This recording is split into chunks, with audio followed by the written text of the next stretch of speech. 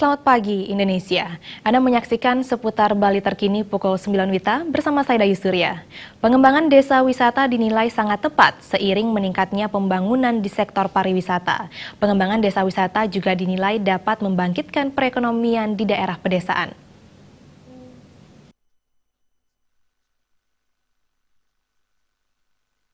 Pelaku pariwisata Made Mendra Astawa mengatakan, pengembangan pariwisata di pedesaan dinilai dapat membangkitkan sektor perekonomian.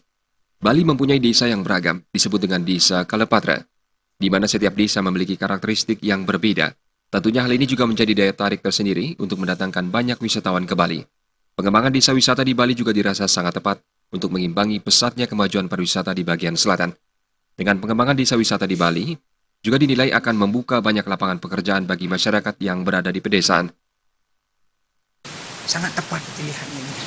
Nah, Bali memiliki desa yang begitu beragam dengan, kalau orang Bali mengatakan desa Kalepatra, desa mau bicara, di mana masing-masing desa mempunyai karakteristik yang berbeda-beda walaupun dalam kehidupan agraris, yaitu pertanian.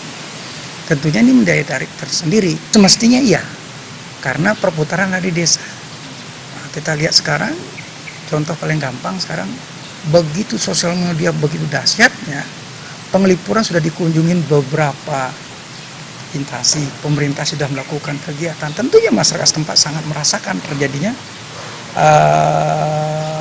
kegiatan industri di sana. Made Mendra berharap agar hal ini bisa didukung oleh semua pihak, sehingga perkembangan pariwisata di Bali bisa merata ke depannya. Selain itu, dengan pengembangan desa wisata tentunya dapat membangun desa itu sendiri, di mana yang sebelumnya sangat terpencil, kemudian bisa dikenal oleh para wisatawan. Andika dan Krisna Ananta, Bali TV. Kami akan kembali dalam seputar Bali terkini 1 jam mendatang. Selamat pagi dan sampai jumpa.